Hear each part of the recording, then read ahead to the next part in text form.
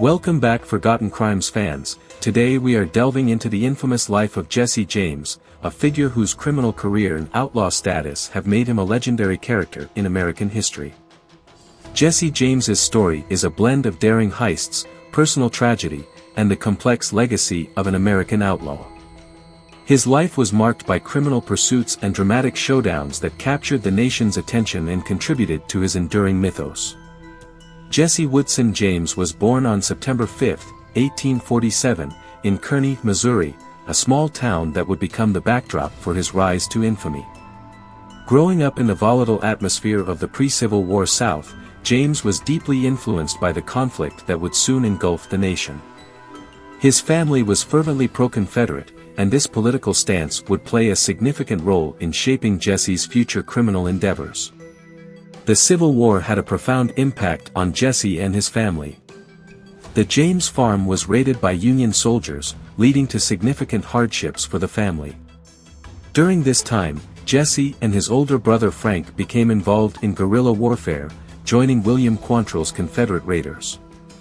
This involvement exposed them to brutal tactics and irregular warfare, laying the groundwork for their future criminal activities.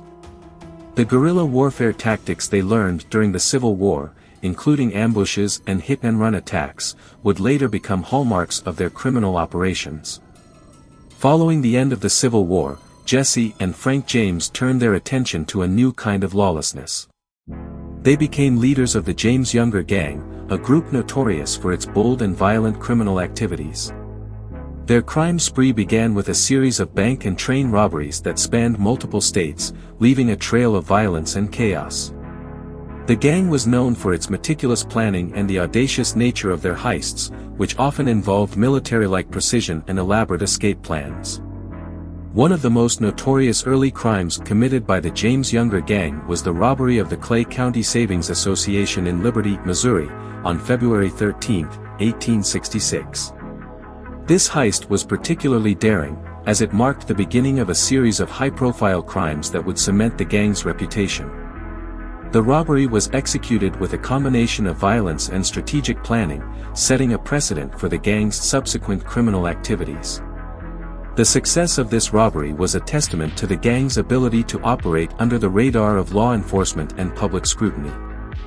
Jesse James's criminal activities were marked by a distinctive blend of ruthlessness and charm. He was known for his ability to evade capture through a combination of careful planning and swift getaways.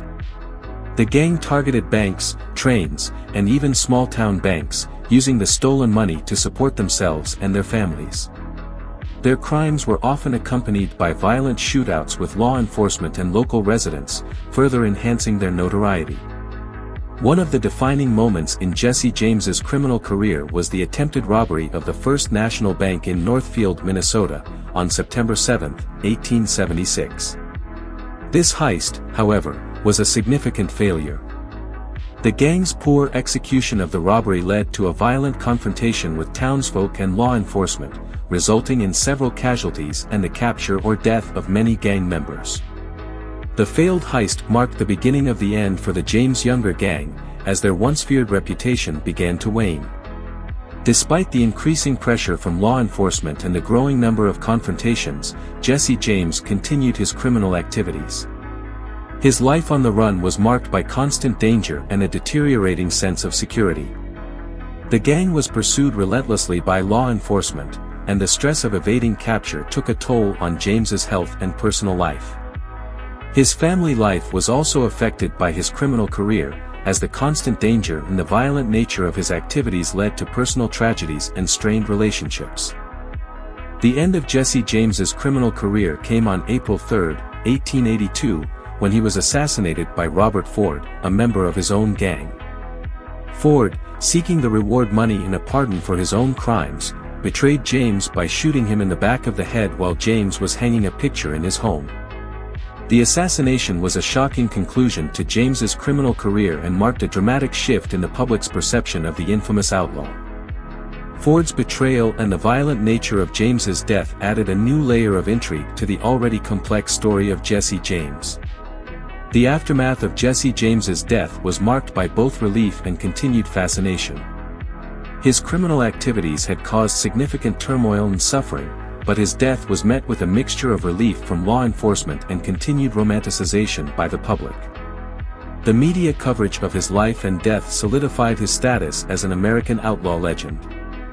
The bullet-riddled car in which he was killed became a macabre symbol of his violent life, and his story continued to captivate the public's imagination. Jesse James's legacy is a multifaceted one. On one hand, he was a ruthless criminal responsible for numerous violent acts and robberies. On the other hand, he became a folk hero, embodying resistance against authority and the hardships of life on the American frontier. His story has been immortalized in literature, film, and song, reflecting the dual nature of his legacy as both a feared outlaw and a romanticized figure. Reflecting on the life and crimes of Jesse James, it is essential to recognize both the allure of his outlaw persona and the real impact of his criminal activities. The romanticized image of James often overshadows the genuine suffering and disruption caused by his crimes. The families who lost loved ones and the communities terrorized by his actions are a sobering reminder of the consequences of a life of crime. Jesse James's rise to notoriety was marked by a combination of audacious criminal activities and strategic planning. His ability to evade capture and execute daring heists was a testament to his skills and the chaotic nature of his times. However, his eventual downfall highlights the inherent risks and consequences of a life of crime. The relentless pursuit by law enforcement and the personal toll of his criminal career ultimately led to his tragic end. The story of Jesse James also underscores the role of media in shaping public perceptions of criminals. The sensational coverage of his exploits contributed to his legendary status, blurring the lines between fact and myth. This phenomenon of glorifying outlaws is a recurring theme in the history of crime, reflecting society's complex relationship with rebellion and criminality. In the end, Jesse James's story is a tragic reflection of the consequences of crime and the complexities of American history. His life and legacy continue to intrigue and captivate, offering a glimpse into the turbulent era of the American frontier and the enduring fascination with outlaw figures.